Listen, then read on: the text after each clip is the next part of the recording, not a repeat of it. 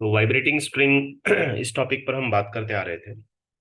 और मैं समझता हूँ पिछले 5 to 6 लेक्चर हमने कंटिन्यूस वाइब्रेटिंग स्ट्रिंग उससे रिलेटेड थियोरी और उसके इलस्ट्रेशंस पर कंटिन्यूस डिस्कशन किया है।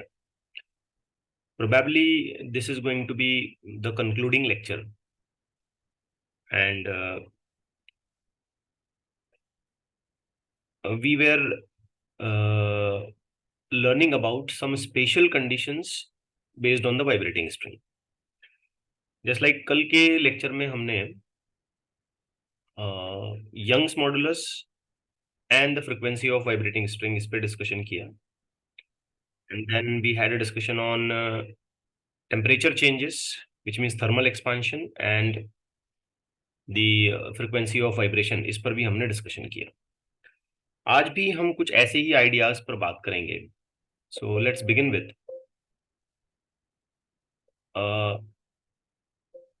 very interesting idea. Let me just copy the content. Okay, which is relative density or specific gravity and the frequency of vibrating string. इस पर कई बार कॉम्पिटिटिव एग्जामिनेशन में क्वेश्चंस पूछे गए हैं।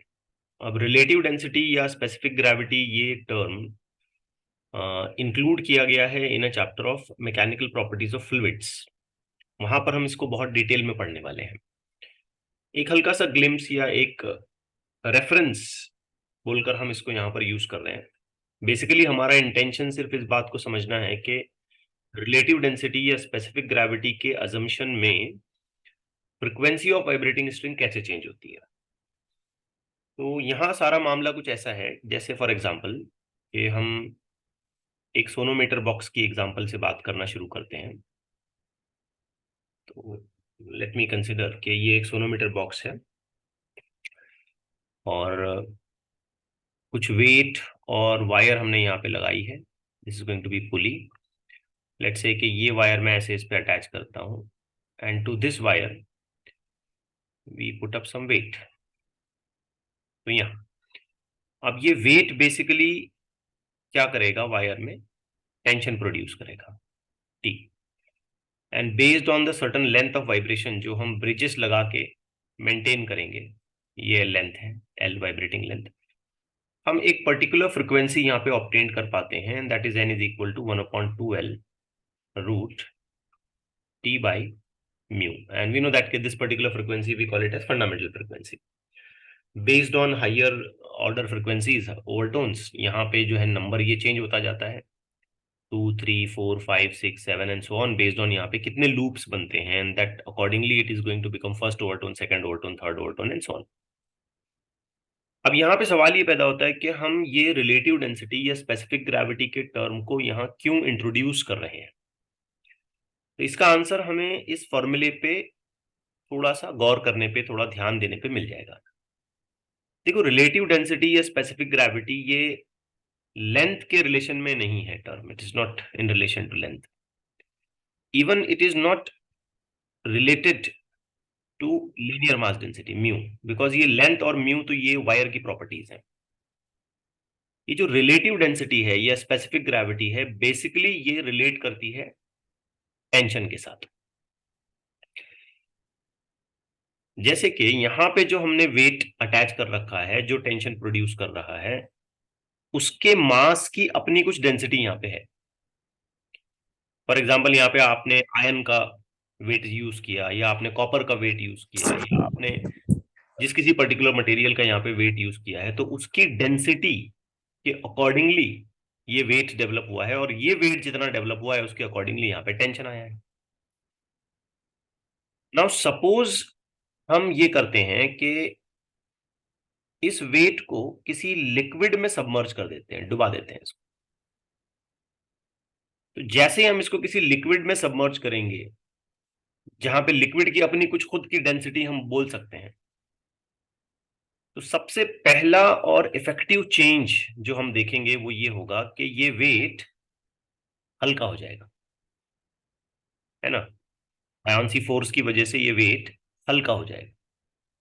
अगर ये वेट हल्का हो जाता है तो ये किसको अफेक्ट करेगा? टेंशन। टेंशन। और अगर टेंशन अफेक्ट हो जाता है तो फाइनली कौन अफेक्ट होगा? फ्रीक्वेंसी। फ्रीक्वेंसी। फिर हम बोलेंगे यार यहाँ पे ये रिलेटिव डेंसिटी का टर्म कैसे आया? ठीक है, वैसे इसके 2-3 डेफिनेशन हैं, लेकिन जो सबसे काम की डेफिनेशन है, सबसे इंपॉर्टेंट डेफिनेशन है रिलेटिव डेंसिटी की, वो ये वाली है। ध्यान से देखिए इसे, which is very easy. Wait of the body measured in air. मतलब यहाँ पे कोई लिक्विड लिक्विड हमने नहीं रखा था, वाटर या ऐसा कोई लिक्विड हमने यहाँ पे नहीं रखा था। तो उस वक्त जो वेट मेजर हो रहा था वो, and then divided by loss of weight measured in water. Water in particular बोला जाए, या कोई दूसरा लिक्विड अगर हम यहाँ यूज करते हैं। तो जब हम यहाँ कोई दूसरा लिक्विड या इन पर्टिकुलर वाटर लगाते हैं तो यहाँ ये हल्का हो जाएगा ना, इसका वेट कम अपीयर होगा। मैंने इस चीज को बार बार आपको बताया है। आप समझ पा रहे हैं इस बात को? पानी में किसी चीज को डुबाते हैं तो वो थोड़ी सी हल्की महसूस होती है ना हमको। Yes sir. तो जैसे हम इसको किसी लिक्विड या वाटर में सबमर्ज करते हैं, डुबाते हैं, तो यहाँ लॉस ऑफ वेट अकर होता है। एक एग्जांपल के तौर पे मैं आपको समझाने के लिए बोलूं कि पहले इसका वेट अगर 10 किलोग्राम था, तो वाटर में डुबाने के बाद ये 8 किलोग्राम हो गया, फॉर एग्जांपल। तो 2 किलोग्राम का जो लॉस हुआ उस फैक्टर से यहां हम इसको डिवाइड करेंगे, तो ये जो रेशियो क्रिएट होगा, इस रेशियो को हम कॉल करेंगे सिग्मा, यानी कि स्पेसिफिक ग्रेविटी, या हम कहते हैं इसको रिलेटिव डेंसिटी। बात आ रही है समझ में? यस। अब सोचें कि जब हमने इसे एयर में रखा था, वाटर में नहीं डुबाया था, तो उस वक्त जो टेंशन था वो T1 था, और जब हमने इसको लिक्विड में सबमर्ज कर दिया तो उस वक्त जो टेंशन आया वो T2 आया। अब हम ये बात तो बिल्कुल कॉन्क्रीट और कंफर्म तरीके से कह सकते हैं कि T2 is less than T1।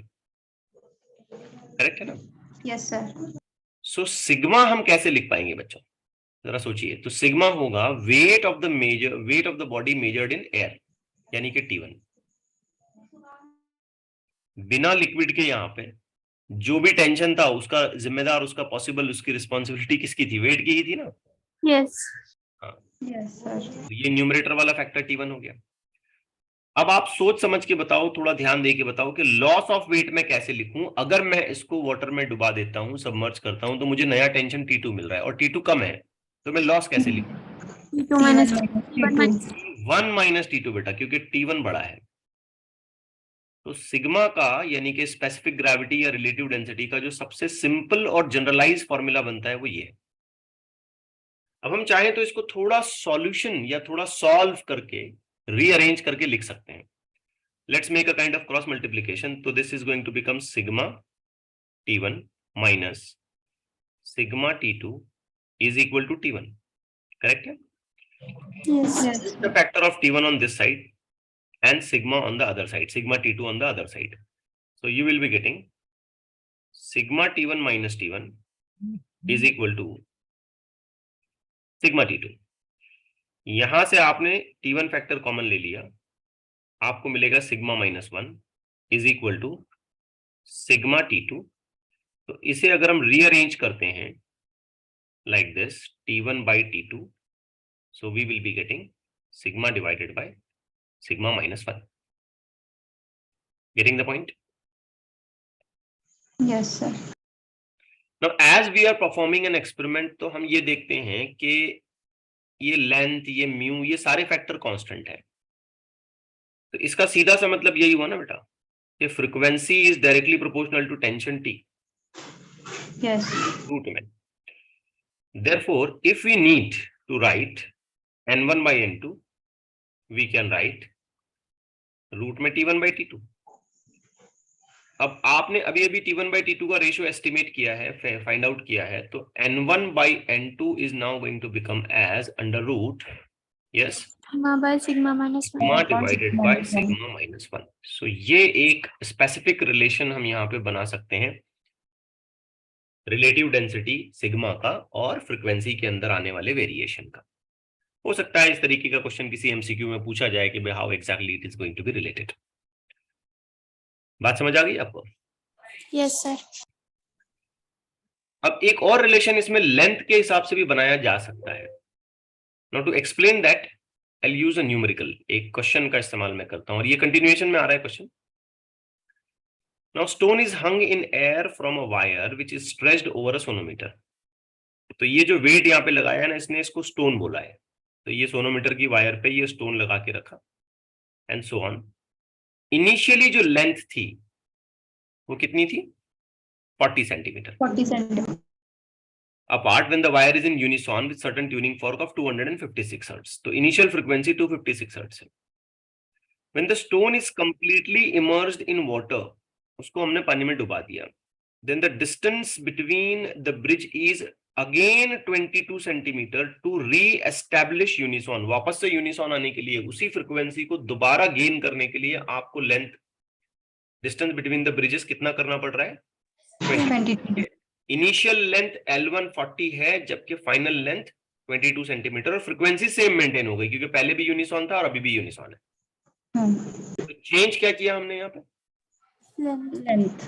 Length change किया। ठीक है, फ्रीक्वेंसी को हमने कांस्टेंट मेंटेन किया। अब ये समझने वाली बात है। Yes. तो ये पूछ रहा है कि भाई स्पेसिफिक ग्रेविटी क्या होगी, हम स्पेसिफिक ग्रेविटी कैसे लिखें, यानी कि सिग्मा पता करें, ये बोल रहा है। ठीक है, find out the factor of sigma, ऐसे बोल रहा है। अब वैसे देखा जाए तो सिग्मा का फैक्टर ऐसे आएगा, T1 divide by T1 minus T2। ठीक है, वैसे देखा जाए। बट बच्चों, अगर हम इस फॉर्मूले पे ध्यान देते हैं और हम ये बात समझते हैं कि टू कांस्टेंट है, हमने फ्रीक्वेंसी को यूनिसॉन में दोबारा मेंटेन किया, इसलिए n भी कांस्टेंट है और फैक्टर ऑफ म्यू भी कांस्टेंट है, तो रिलेशन किन दो चीजों के बीच में लगेगा? Length and tension. T और L, इन दोनों के बीच में रिलेशन लगेगा। और वो रिलेशन अगर मैं यहाँ पे लिख पाता हूं तो आई होप आप इस बात को समझेंगे कि length is directly proportional to root of T. Correct है?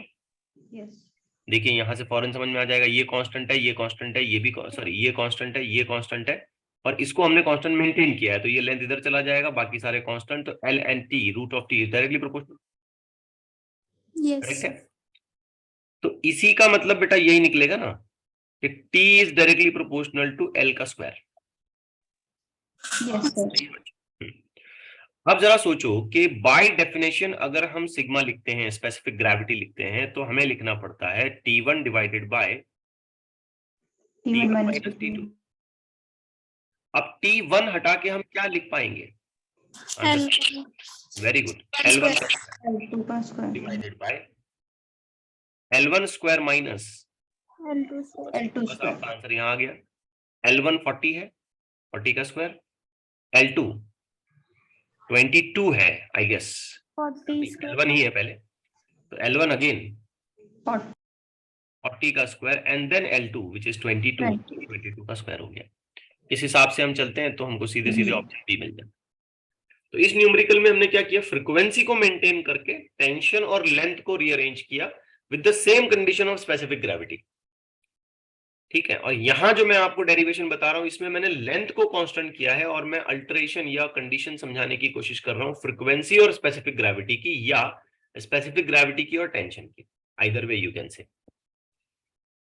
बात आ रही है बेटा समझ में?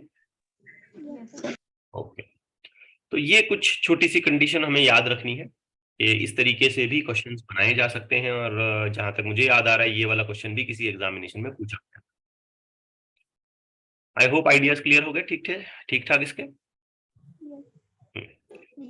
आइए अब एक लास्ट कंडीशन देखते हैं इस वाइब्रेटिंग स्ट्रिंग के पूरे डिस्कशन की, और वो एक एक्सपेरिमेंट है। ठीक है, it is going to be an experiment called as Melde's experiment. अब हमें ये पूरा डिटेल में तो नहीं पढ़ना है, सिलेबस में उतनी इसकी रिक्वायरमेंट नहीं है कि हम इसको डिटेल में पढ़ें, सिर्फ हमें इसकी कंडीशन समझनी है, इसलिए मैं आपको इसको कंडीशन की तरह ही समझाऊंगा। मेल्डीज एक्सपेरिमेंट एक्चुअली एक वाइब्रेटिंग स्ट्रिंग का इस्तेमाल करता है और स्टेशनरी वेव फॉर्मेशन को डेमोन्स्ट्रेट करता है, स्टेशनरी वेव फॉर्मेशन का एक पूरा एक्सपेरिमेंटल प्रूफ जनरेट करता है। जैसे इसे गौर से देखिए, एक सेटअप बच्चों में आपके सामने रखता हूं, सिंपल सा सेटअप। इस सेटअप को ध्यान से देखिए। इस सेटअप में ये जो है ब्लैक, यहां से लेकर के यहां तक ये स्ट्रिंग है, ये पुली से पास होती है और नीचे कुछ वेट लगाया है। अब ये वेट जो भी आया यहाँ पे, पेन, हैंगर, सब मिला के यहाँ कंबाइन वेट इसका आया। और इस स्ट्रिंग के दूसरे एंड पर आप देखेंगे बच्चों, तो यहां पर एक ट्यूनिंग फॉर्क लगाया है।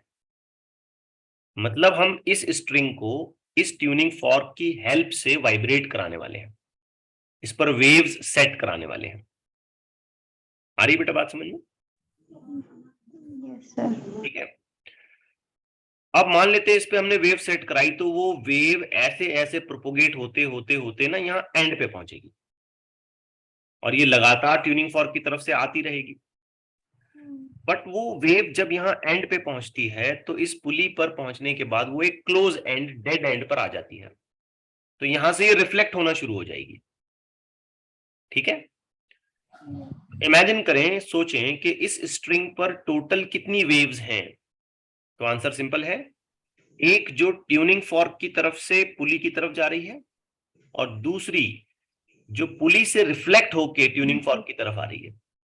अब हम यहाँ 100% रिफ्लेक्शन इमेजिन करेंगे, तो हम ये ऑब्जर्व करेंगे कि एक ही मीडियम में simultaneously there are two identical waves which are travelling in opposite direction. So this meets the requirement for the formation of stationary wave. Yes, sir. Single medium में simultaneously two identical waves, when they travel in the opposite direction and they superimpose, then there will be a formation of stationary wave.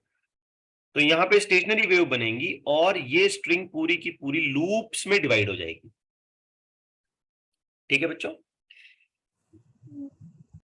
अब यहाँ पे ना बेटा दो frequencies आती हैं। एक जो फ्रीक्वेंसी होती है वो ट्यूनिंग फॉर्क की अपनी खुद की फ्रीक्वेंसी, अपनी खुद की ट्यूनिंग फॉर्क की फ्रीक्वेंसी होती है एक, कि कितनी फ्रीक्वेंसी से ट्यूनिंग फॉर्क ऑसिलेट कर रहा है, वाइब्रेट कर रहा है।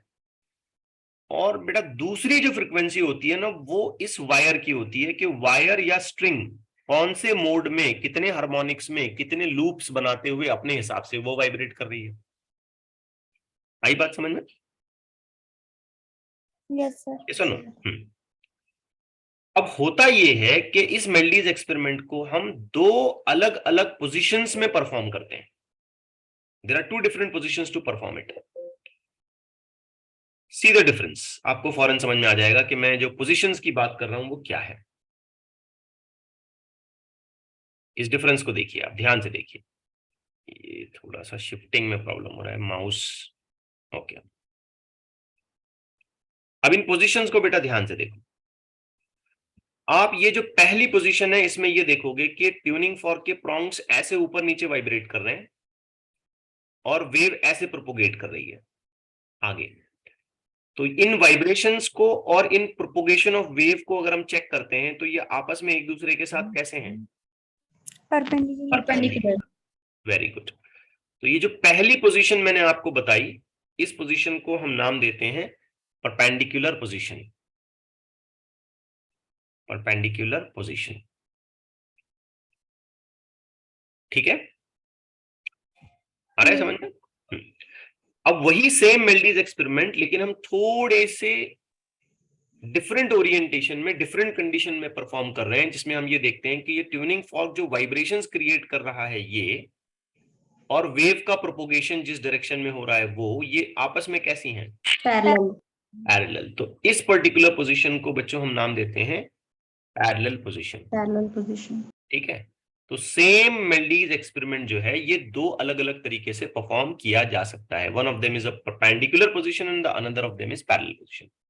ऑफ कोर्स यहाँ पे भी हम यही कहेंगे कि ट्यूनिंग फॉर्क की अपनी फ्रीक्वेंसी n है और वायर के वाइब्रेशन की अपनी फ्रीक्वेंसी n है। पता नहीं वायर कौन से मोड में वाइब्रेट हो। ठीक है। इनमें सबसे इंपॉर्टेंट और खास बात क्या है, जब मेल्डीज एक्सपेरिमेंट परपेंडिकुलर पोजीशन में परफॉर्म किया जाता है, तब ट्यूनिंग फॉर्क की फ्रीक्वेंसी और वायर के वाइब्रेट होने की फ्रीक्वेंसी आइडेंटिकल होती है, एग्जैक्टली सेम होती है। ठीक है, याद रखेंगे इस बात को। Yes, sir. ये कब होगा? When the Meldis experiment is performed in perpendicular position, the vibrating frequency of the tuning fork itself and the vibrating frequency of the wire in whichever mode it is vibrating, ये numerically दोनों कैसे होंगे? Equal. अब मैं mathematically अगर इस बात को लिखना चाहूं बेटा तो मैं कैसे लिखूंगा, जरा सोचिए। तो यहां पे ऐसे आएगा ना 1/12, ये अंडर रूट में क्या आ जाएगा? टेंशन अपॉन ये मास पर यूनिट लेंथ। अब जरा सोचिए यहां न्यूमरेटर में क्या आता है। अगर यहाँ पे 1 आ गया तो इसका मतलब ये है कि एक सिंगल लूप बनेगा, और ये अपने आप में फंडामेंटल फ्रीक्वेंसी होगी which is going to be equal to the frequency of fork. Yes. लेकिन जरूरी नहीं है कि यहाँ पे सिर्फ एक लूप बने, हमें पता नहीं है कि यहाँ पे कौन सा और कितना लूप बनेगा, तो मैं इसे जनरलाइज करता हूं with P, number of loops. May be 10 loops बन जाए, 15 लूप्स बन जाए, 4 लूप्स बन जाए, 5 लूप्स बन जाए, ये तो इस बात पे डिपेंड करेगा कि फॉर्क की फ्रीक्वेंसी कितनी है। उसको मैच करने के हिसाब से यहाँ पे इसकी फ्रीक्वेंसी आ जाएगी based on the number of loops. ठीक है, क्लियर हो रही बात? Yes sir. बट बच्चों जब हम इसे पैरेलल पोजीशन में चेक करते हैं तो हम एक बड़ी ही इंटरेस्टिंग सी चीज देखते हैं कि ट्यूनिंग फॉर्क की फ्रीक्वेंसी वायर की फ्रीक्वेंसी का डबल होती है। आ रही बात समझ में? मतलब अगर ट्यूनिंग फॉर्क 100 फ्रीक्वेंसी 100 हर्ट्ज से वाइब्रेट करता है तो वायर की फ्रीक्वेंसी 50 हर्ट्ज ही आएगी। या अगर वायर की फ्रीक्वेंसी 500 हर्ट्ज है तो ट्यूनिंग फॉर्क की फ्रीक्वेंसी 1000 हर्ट्ज हो जाएगी, इस हिसाब से। अब यही फॉर्मूला मैं दोबारा लिखूं तो क्या मैं ऐसे लिख पाऊंगा? P divided by L। आपने नोटिस किया क्या चेंज हुआ? L। P divided by mu, क्या चेंज हुआ समझ आया? यस। फॉर्मूले में देखो क्या फर्क नजर आता है आपको यहाँ ऊपर और नीचे? 2L है या L है? यहाँ 2 है। अब ये 2 तो सीधी सीधी बात है, ये तो कटेगा ना, फ्रीक्वेंसी का फॉर्मूला तो यही होता है हमेशा 2 के साथ, तो ये 2 कैंसिल आउट हो गया और ये बच गया। बात आई बेटा समझ में? Yes sir. इसमें हमको एक और चीज ध्यान रखनी है, वो ये कि ये जो टेंशन है ये किसकी वजह से आएगा? तो ये टेंशन आता है यहां लगाए गए वेट की वजह से। अब इस वेट में कई बार क्वेश्चन को फ्रेम करते वक्त 2 अलग अलग एलिमेंट्स का वेट काउंट किया जाता है। नंबर 1 जो इसमें वेट का कंसिडरेशन होता है वो पैन की वजह से। तराजू का ऐसा पल्ला होता है ना पैन, जिसके अंदर हम वेट रखते हैं, तो वेट ऑफ पैन। और दूसरा जो इसमें कंसिडरेशन होता है कि इस पैन के अंदर तुमने जो भी वेट रखा होगा, ठीक है, वो weight, that is mass in pan. दूसरा है क्या है? पहला क्या है? Pan. Direct mass of pan. और दूसरा वाला क्या है? Mass in pan. तो ये जो टेंशन आएगा इसके लिए 2 चीजें जिम्मेदार होंगी, 2 चीजें रिस्पॉन्सिबल होंगी, 2 चीजों की वजह से यहां पे टेंशन आएगा। एक्सपेरिमेंटली हम इस क्वेश्चन को जब फ्रेम करते हैं तो ऐसे करते हैं कि एक तो ये देखा जाता है कि भाई पैन का अपना खुद का वेट कितना है, और फिर दूसरा ये देखा जाता है कि पैन के अंदर हमने कितना वेट रखा है, और ये दोनों को मिला के ये टेंशन डेवलप हो जाएगा जब हम इसको G यानी कि एक्सेलरेशन ड्यू टू ग्रेविटी से मल्टीप्लाई करेंगे। क्लियर हो रही है बच्चों बात? यस।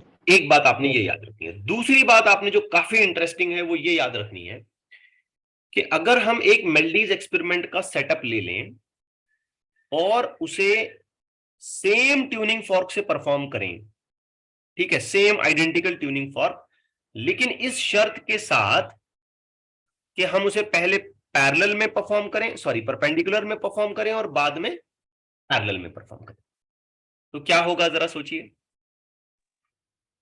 तो होगा ये कि N और N ये तो सेम है, एक ही ट्यूनिंग फॉर्क इस्तेमाल किया है कि नहीं? सेम ट्यूनिंग फॉर्क, पहले पैरेलल परपेंडिकुलर पोजीशन परफॉर्म कर लो और उसके बाद कौन सी पोजीशन परफॉर्म करो? Parallel position. तो ये फॉर्मूले में ये N और N कैसा होना चाहिए? सेम होना चाहिए। मतलब ये पूरा फैक्टर और ये पूरा फैक्टर कैसा होना चाहिए? सेम, इक्वल होना चाहिए। ठीक है, सो हम यहां पहले इस बात को नोटिफाई कर लेते हैं। If same fork is used in perpendicular and parallel position,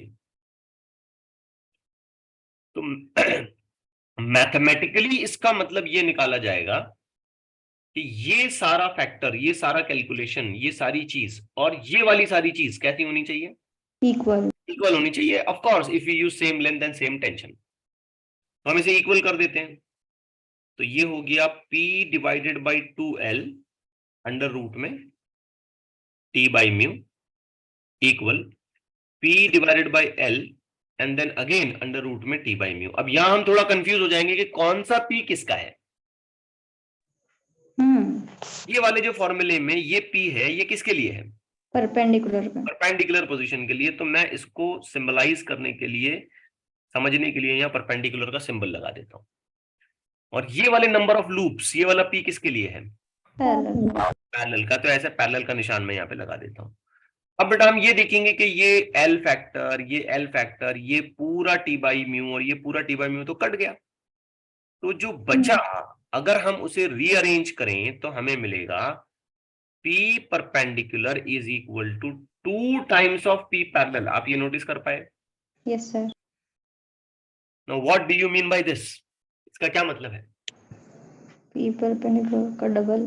ये सेम ट्यूनिंग फॉर्क से किसी गिवन वायर, गिवन वेट के लिए, आइडेंटिकल वेट और आइडेंटिकल वायर के लिए, अगर हम स्ट्रिंग के लिए ऑफ कोर्स मुझे कहना चाहिए, अगर हम मेल्डिज एक्सपेरिमेंट परफॉर्म करते हैं with the same tuning fork, तो परपेंडिकुलर पोजीशन में जो लूप्स बनेंगे वो पैरेलल पोजीशन में बनने वाले लूप का डबल होगा। मतलब अगर पैरेलल पोजीशन में 5 लूप्स बनते हैं, 5, तो उसी ट्यूनिंग फॉर्क की सिचुएशन के लिए, उसी ट्यूनिंग फॉर्क के लिए परपेंडिकुलर पोजीशन में 10 लूप्स बन जाएंगे। 10 लूप्स। ये ट्यूनिंग फॉर्क ऐसा रखने की बजाय जैसे ही मैं ऐसा करता हूं तो वो 5 के 10 हो जाएंगे। The loops will become double. In which position the loops are going to be double? Perpendicular position. Double in comparison to what? Parallel. Keep this point in mind. हाँ, लेकिन इसके लिए शर्त है कि लेंथ सेम होनी चाहिए, टेंशन सेम होना चाहिए और ट्यूनिंग फॉर्क की फ्रीक्वेंसी भी सेम होनी चाहिए। खाली लूप टू लूप काउंट हम डबल करेंगे। ये कुछ बेसिक बातें हैं जो हमें याद रखनी थी। अब आइए इसको और समझते हुए आगे बढ़ते हैं और इसके कुछ न्यूमेरिकल सॉल्व करते हैं और न्यूमेरिकल की हेल्प से इन चीजों को और ज्यादा खुल के और ज्यादा अच्छे तरीके से समझने की कोशिश करते हैं। आई होप आपको सारी बातें समझ आ गई है। Yes yes sir. Yes sir. अब आइए देखते हैं। In Melde's experiment 4 loops are obtained when the string has 1.2 metre length and a mass of 0.12 into 10 to the power -3 kilogram. Calculate the frequency of tuning fork when it is in which position? Perpendicular position. अब बच्चों perpendicular position की खास बात ये होती है कि tuning fork की फ्रीक्वेंसी और वायर की फ्रीक्वेंसी सेम होती है। बस दैट्स इट। तो आपका फॉर्मूला यहां पर एकदम क्लियरली अवेलेबल हो गया। ट्यूनिंग फॉर्क की frequency is equal to number of loop divided by, अगर मैं गलत नहीं हूं, 2L अंडर रूट में T बाई म्यू। अब लेंथ हमें पता है 1.2 मीटर, ठीक है। टेंशन भी हमें पता है 0.01 किलोग्राम वेट। लूप्स भी हमें पता है 4 और मास भी हमें गिवन है। तो मैं यहां अलग से कोई कैलकुलेशन नहीं बनाता हूं, बस इसी को मॉडिफाई करता हूं। ये देखिए ऐसे P divided by 2L then in under root T divided by M by L। तो ये L गया ऊपर। यस। ये तो वही होता है ना, मास पर यूनिट लेंथ। करेक्ट है। चलिए अब डेटा बताना चालू करिए। नंबर ऑफ लूप्स 4 हो गए, 2 लेंथ हो गया 1.2 अंडर रूट में, टेंशन है 0.01 into 10। बात समझे? क्योंकि यहाँ पे टेंशन सिर्फ किलोग्राम वेट में बताया गया है, इसको न्यूटन में कन्वर्ट करना है तो मुझे acceleration due to gravity G यानी कि 10 इस नंबर से मल्टीप्लाई करना पड़ेगा into the factor of 1.2 divided by mass, and mass itself is here 0.12 into 10 to the power -3। ठीक है। अब आप इसको कैलकुलेट करिए और इसका आंसर आप मेंशन कर लीजिए।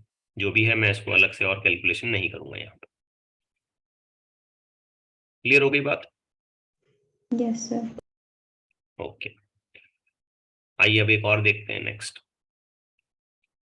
मेल्डीज एक्सपेरिमेंट है जिसमें ट्यूनिंग फॉर्क अरेंज किया गया है पैरेलल पोजीशन में। Now keep this point in mind, position parallel है, 6 लूप्स बनते हैं, लेंथ 7.2 है, वेट 10 ग्राम से स्ट्रेच किया गया है और स्ट्रिंग का मास 14.4 into 10 to the power -2 है। Now in parallel position we should remember that the fork frequency is equal to 2 times of n। ठीक है, तो frequency of fork should be equal to p divided by l, not 2l, l। Yes, sir. Then in under root P by M. m by l। I hope आप समझ पा रहे हैं, mu में m by l लिख रहा हूं direct. yes अब सोचें बेटा कितने लूप्स हैं? 6 loops. लेंथ कितनी है? 7.2. 7.2। टेंशन डेवलप करने के लिए हमने कितना वेट लगाया? 10 mg. 10 ग्राम। तो सबसे पहले उसको 10 into 10 to the power क्या करें? -3 तो किलोग्राम हो गया। उसके बाद उसको वापस से 10 से मल्टीप्लाई कर दें ताकि वो mg वेट टेंशन न्यूटन की फॉर्मेट में आ जाए। ठीक है, इनटू लेंथ कितनी है? 7.2 divided by mass of the string कितना बताया? 14.4 into 10 to the power -2। ठीक है, अब ये 7.2 ये 14.4 डबल है एक दूसरे के, ये कैंसिल आउट हो जाएगा, ये नंबर ऊपर चला जाएगा, इसका स्क्वायर रूट कर लीजिए, ये डिवाइड करिए और आंसर कैलकुलेट करते रहिए इन सो मेनी हर्ट्स। अब इसके आंसर की तरफ भी मैं नहीं जाता हूं, ये आप खुद से कर लें, कर सकते हैं ना? Yes, sir. ओके, बस ये बिगिनिंग वाले कुछ क्वेश्चंस थे जिसमें हमें ये समझना था कि हम पैरेलल पोजीशन के लिए कौन सा फॉर्मूला यूज करते हैं और परपेंडिकुलर पोजीशन के लिए कौन सा फॉर्मूला यूज करते हैं। अब आइए थोड़ा और आगे बढ़ते हैं। 51 Meldys experiment, the tension in the string is 10 gram weight and there are 3 loops.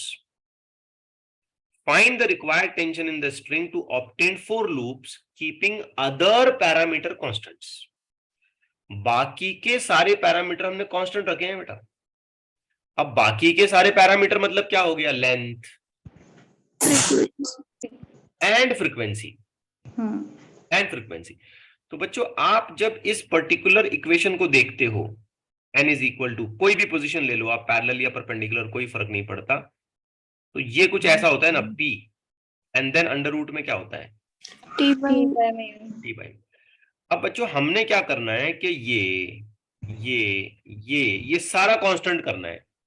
अब ये सारा कांस्टेंट करके हम सब इस तरफ ले आते हैं, इसको लेफ्ट हैंड साइड की तरफ। तो इसका मतलब यही माना गया ना कि p रूट t इज इक्वल टू क्या? इज इक्वल टू क्या? n टू l रूट में म्यू, है ना ये सब। लेकिन ये सब कैसा है? Constant. का मतलब यही हुआ ना कि p रूट t is equal to what? Constant.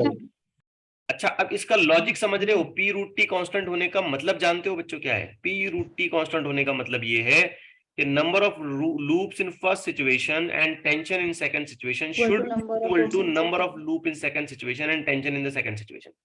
Yes. बात समझ आई आपको? अब देखो पहली सिचुएशन में हमें कितने लूप्स मिल रहे हैं? 3 loops. 3 लूप्स मिल रहे हैं। और टेंशन कितना है? 10 लेट्स राइट इट ओनली 10 ग्राम, क्योंकि इधर सामने वाला टेंशन भी हम ग्राम्स में निकालेंगे। इधर कन्वर्जन फैक्टर अगर आएगा तो इधर भी कन्वर्जन फैक्टर आएगा, तो दोनों साइड से वो कैंसिल ही हो जाएगा, तो कन्वर्जन करने की जरूरत नहीं है। ठीक है, yes इक्वल। कितने लूप एक्स्ट्रा और चाहिए आपको? 1 4, मतलब 4, एक्स्ट्रा मिला के टोटल कितने चाहिए आपको? 4 4, है ना? तो फिर नया टेंशन क्या एक्सपेक्टेड है ये आपको निकालना है, and that is T2। Simply आप इसका स्क्वायर कर दें, कैलकुलेशन पूरा हो जाएगा। इसका स्क्वायर करेंगे तो ये हो जाएगा 9 into 10 is equal to 16 T2। तो आंसर मिलता है T2 is equal to 90 divided by 16। बता दें आंसर क्या है? 5.62. Yes, 5.6 5.62. so it is going to be 5.62 gram. तो नया टेंशन बस इतना आएगा। अकॉर्डिंगली। ठीक है, इनवर्स प्रोपोर्शनैलिटी बनती है अगर देखा जाए तो। अगर मैं पी भी इस तरफ ले लूंगा तो पी और रूट टी आपस में इनवर्स प्रोपोर्शनैलिटी बनाएंगे। Tension Yes. बढ़ाओगे तो लूप घटेंगे। ठीक है, सही किया पूरा बिल्कुल अच्छे से। Yes, sir. Okay, P root T is equal to constant. देख लो कहीं कोई गड़बड़ तो नहीं की।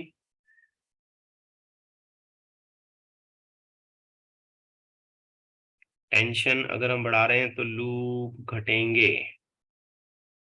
चलिए ठीक है, नेक्स्ट देखें।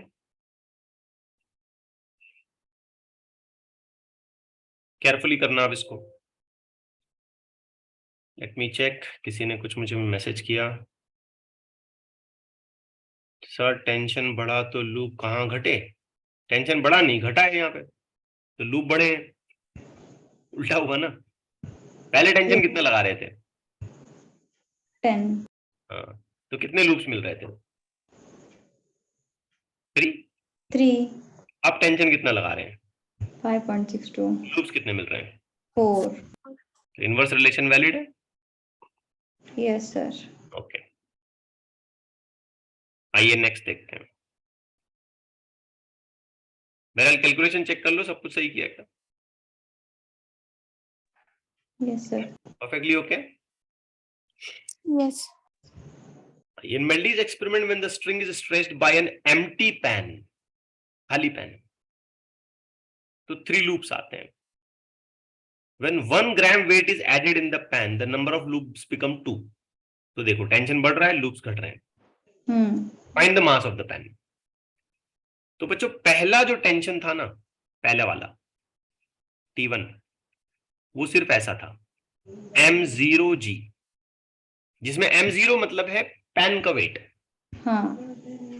ठीक है, पैन पैन समझ रहे हो ना, पैन पैन मतलब ये ऐसे पुली से पास होके ये ऐसे स्ट्रिंग आएगी, तो यहाँ नीचे एक पैन रहेगा।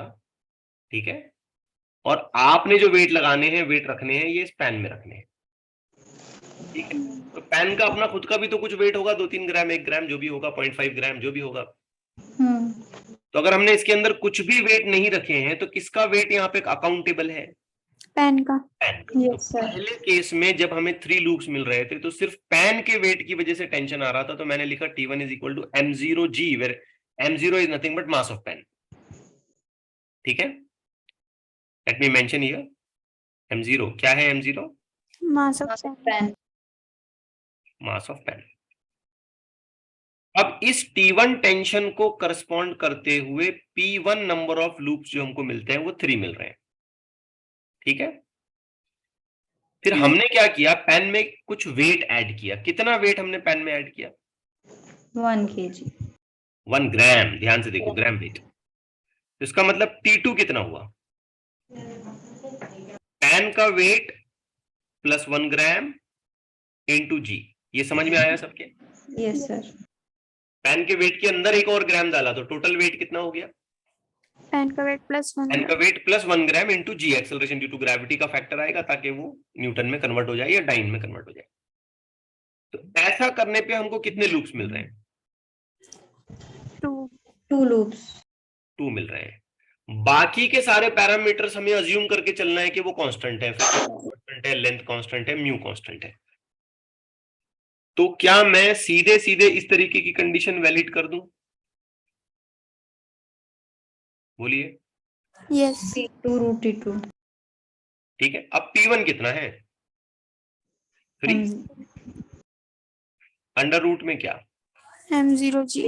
M0G। P2 कितना है? 2 और अंडर रूट में क्या आएगा? M01 plus G.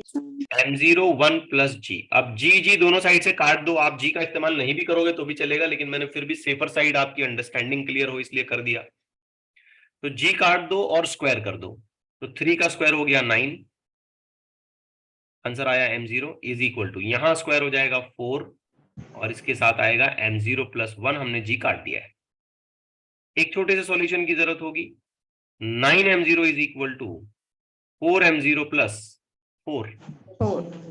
सब्सट्रैक्शन के बाद ये हो जाएगा 5M0 is equal to 4, which simply means M0 is equal to 4/5 यानी कि 0.8 8 ग्राम। तो पेन का वेट 0.8 ग्राम है। Getting it? Yes. ओके, आइए एक और इसी तरीके का क्वेश्चन देखते हैं, ध्यान से करना।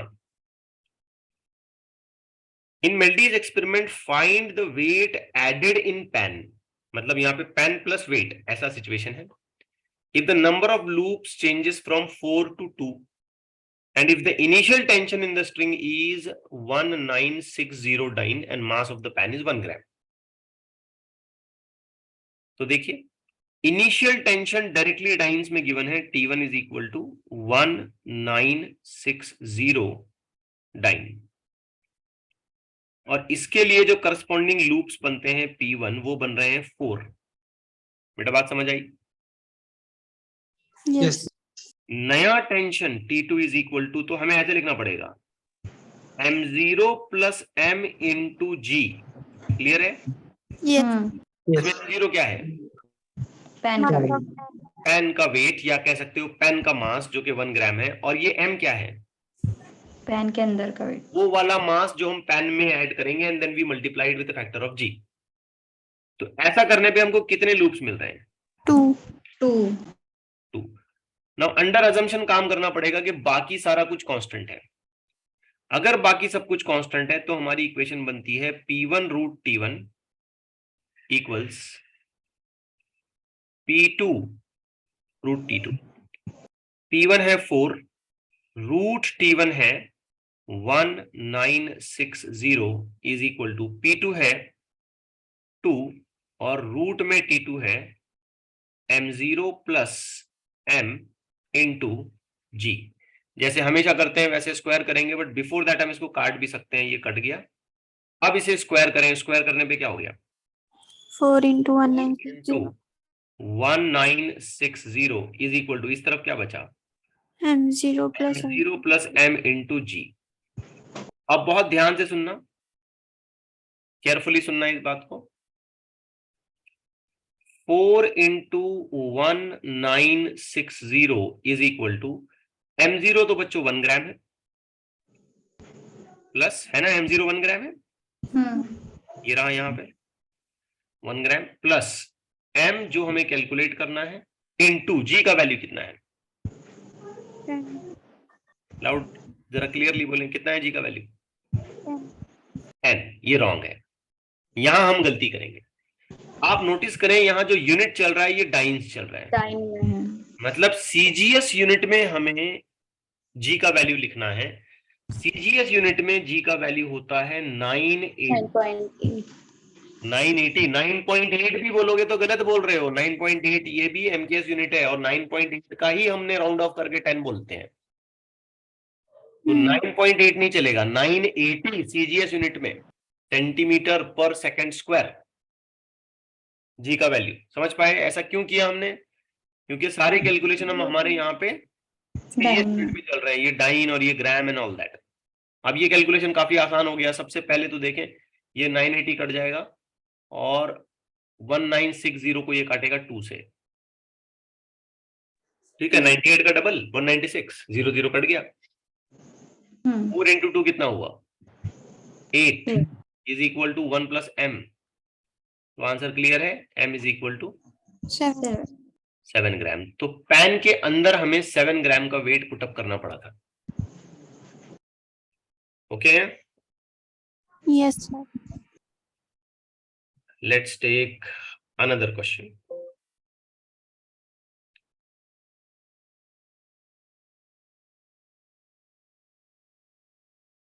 माउस थोड़ा सा खराब हो रहा है मेरा, इट्स ओके, चलिए देख, मे बी सरफेस रफनेस की वजह से या कुछ ऐसे।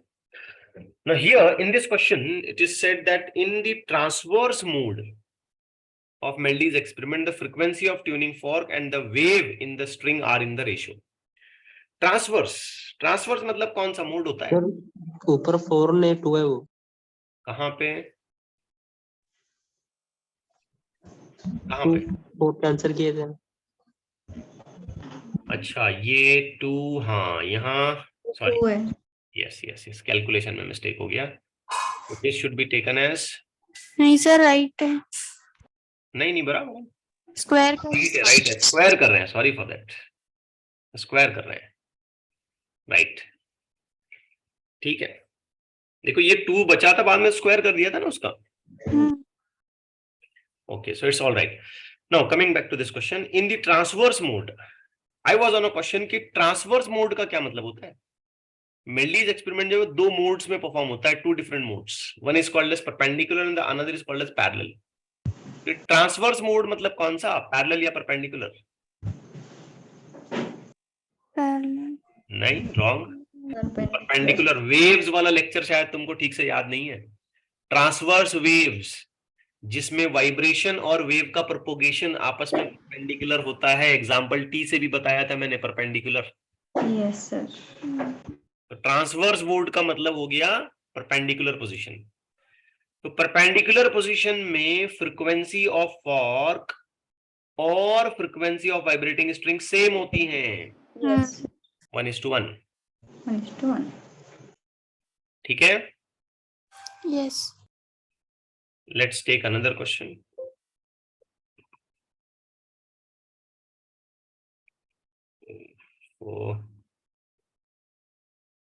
थोड़ा सा डिफिकल्टी फेस कर रहा हूं यहाँ कॉपी करने में.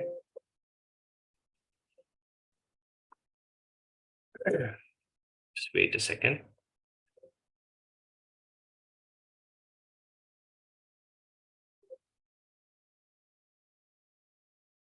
Just wait a second. वैसे एग्जैक्टली क्यों हो रहा है, I don't know.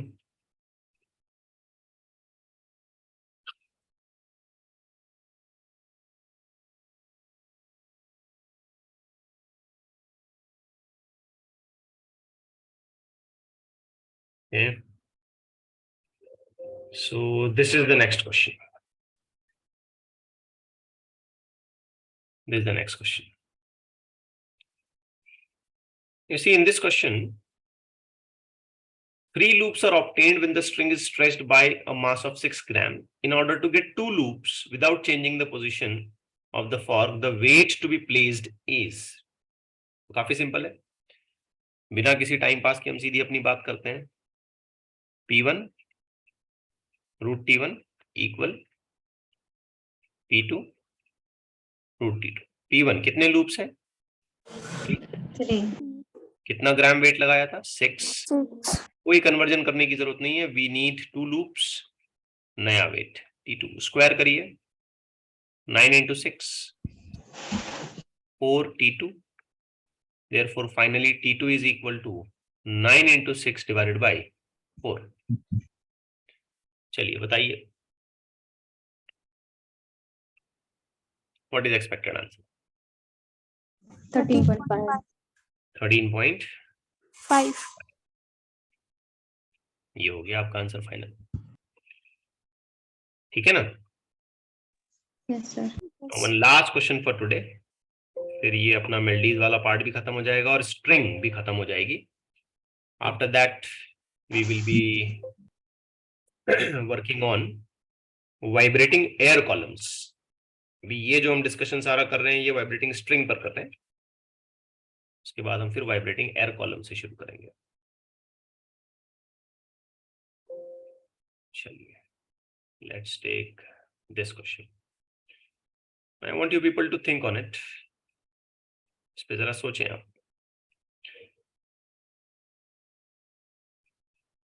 4 loops, 50 gram weight. Pan का weight 15 gram. To make the string vibrate in 6 loops, the weight that has to be removed from the pan. Removed, weight added नहीं बोला उसने, weight removed बोला. काम करने का तरीका वही रहेगा, केयरफुली नोटिस करें.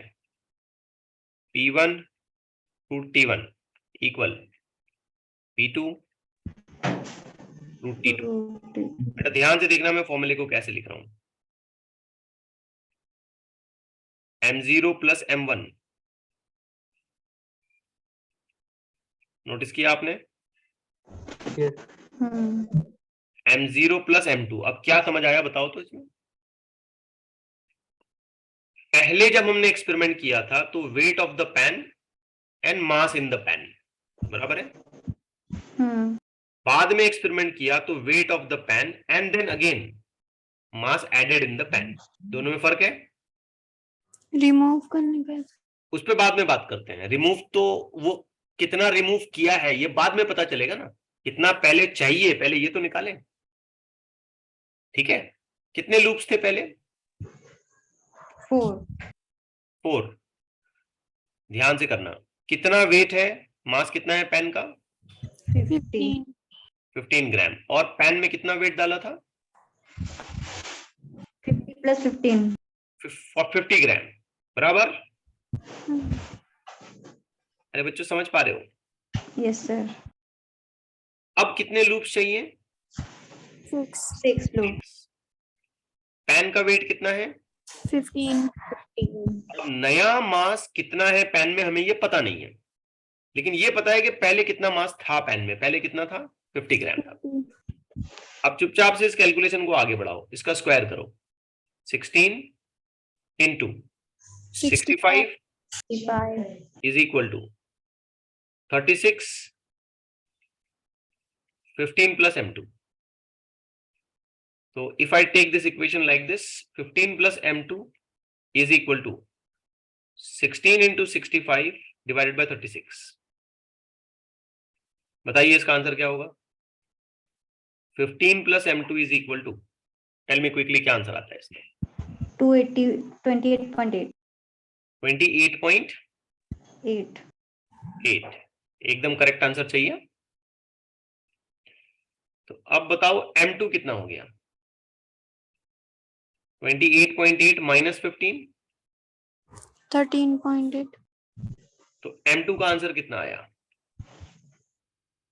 13.8 ग्राम। अब रिमूव्ड का मीनिंग आपको क्लियरली समझ में आ जाएगा। पहले कितना वेट पेन में था?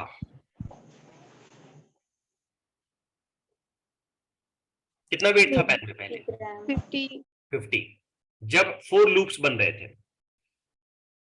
फिर जब लूप 6 हो गए तो पेन में कितना वेट है? 13.8 50 से हम 13.8 पे आए, मतलब कुछ तो रिमूव किया होगा हमने। ठीक है, यस तो रिमूव हम डायरेक्टली नहीं निकाल सकते। हम डायरेक्टली ये निकाल सकते हैं कि पेन में कितना वेट है, और रिमूव्ड है क्या एडेड है ये हम बाद में क्लेम करेंगे। ठीक है, तो मास रिमूव्ड फ्रॉम पेन या वेट रिमूव्ड फ्रॉम पेन, कैसे भी बोले आप, कोई प्रॉब्लम नहीं है। m1 minus m2 from pen has to be equal to m1, sorry for that, minus m2. So you have 50 minus 13.8 कितना हो रहा है ये? 36.2 36.2। याद रहे ये ग्राम में है। अब इसे मैं अगर किलोग्राम में कन्वर्ट करता हूं तो 36.2 into 10 to the power minus 3 becomes 0.036 kilogram weight. By that way we have this option as correct. ठीक? yes sir Okay, so with this we complete all the possibilities or all the possible questions which may be required for the NEET and the JEE main and CET examinations related to vibrating string. I guess we have taken 6 lectures on it. This is going to be numerical set number 5, है ना? Yes, 4 कितना हो रहा है ये? 4 ये 5 होगा शायद, देख लें आप। Anyways, चलिए रुक जाए फिर। Yes sir.